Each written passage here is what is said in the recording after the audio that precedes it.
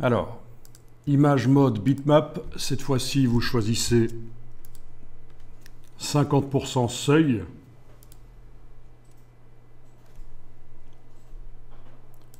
La résolution, on peut la laisser à 72. Donc pas de modification du nombre de pixels dans l'image, 50% seuil. Voilà, et ça commence à devenir intéressant. Vous commencez à avoir un effet pochoir, sauf que il y a plein de détails dans les poils ici qui ont été pris en compte. Donc, est-ce que vous voyez comment on pourrait essayer d'obtenir un peu mieux l'effet pochoir sans tous ces détails? Quelle serait la solution?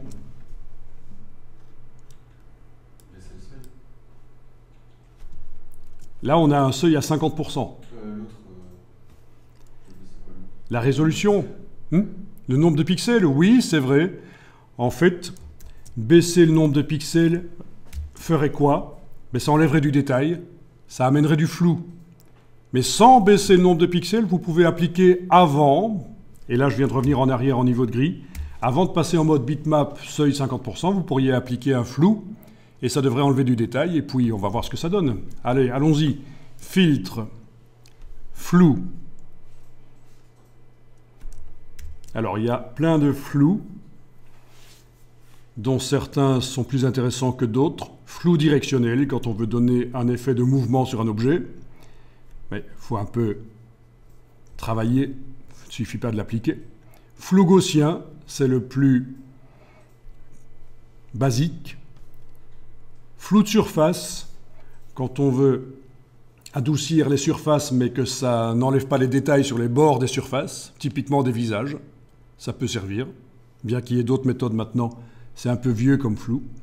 Flou de l'objectif, ça peut être intéressant, surtout quand on utilise en plus une map de profondeur, une Z-depth, si on travaille sur des images de synthèse par exemple, ou avec des appareils photo, ou des smartphones qui génèrent une Z-depth. Il y en a. Tous ceux qui sont dotés d'un lidar, un radar de distance, comme les iPhones depuis 2018. Pas tous, mais voilà. Et les iPads. Enfin voilà, il y a plein de flous. Flou radial, tout ça peut être intéressant. Bon, on va essayer le flou gaussien, qui est le plus basique en fait. Donc flou gaussien, vous augmentez le rayon. Et ça enlève du détail. Ok, je vais être à peu près à 4 dans mon cas. Vous avez la case aperçue. On est en destructif, ici. Pour l'instant, on modifie directement les pixels du calque. On n'a pas encore, et ça viendra, utiliser des systèmes non destructifs. Je clique sur OK.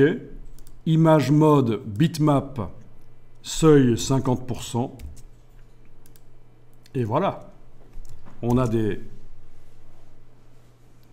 moins de détails. Dans mon cas, on voit plus ce que c'est.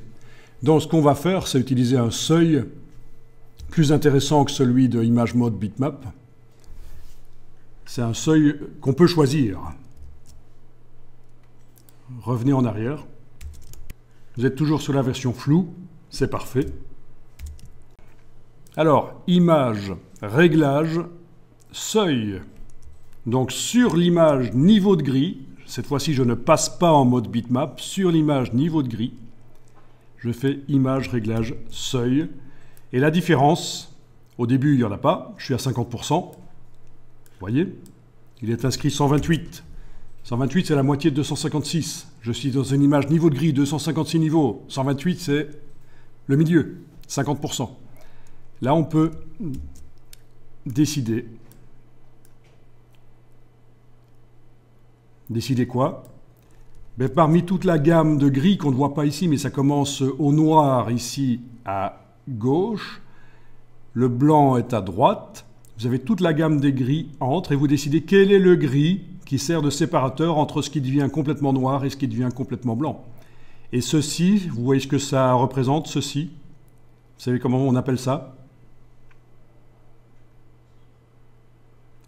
D'abord, qu'est-ce que ça montre?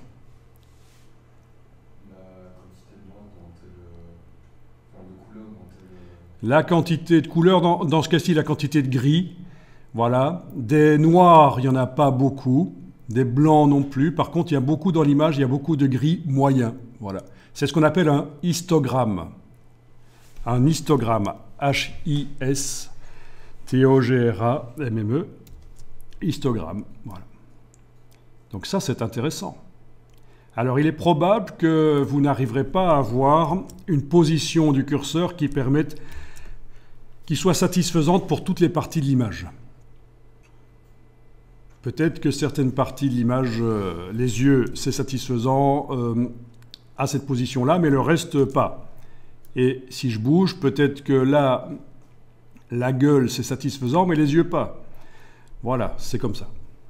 Mais bien sûr, vous vous en doutez, on va voir comment y arriver quand même. Vous pouvez cliquer sur OK si vous voulez. Il s'agit donc toujours d'une image en niveau de gris. Image mode, on est toujours en niveau de gris. Bon, vous pouvez faire fichier enregistré pour enregistrer votre test. Fichier fermé. Et vous réouvrez l'image du chat original. Et vous l'enregistrez sous test 2.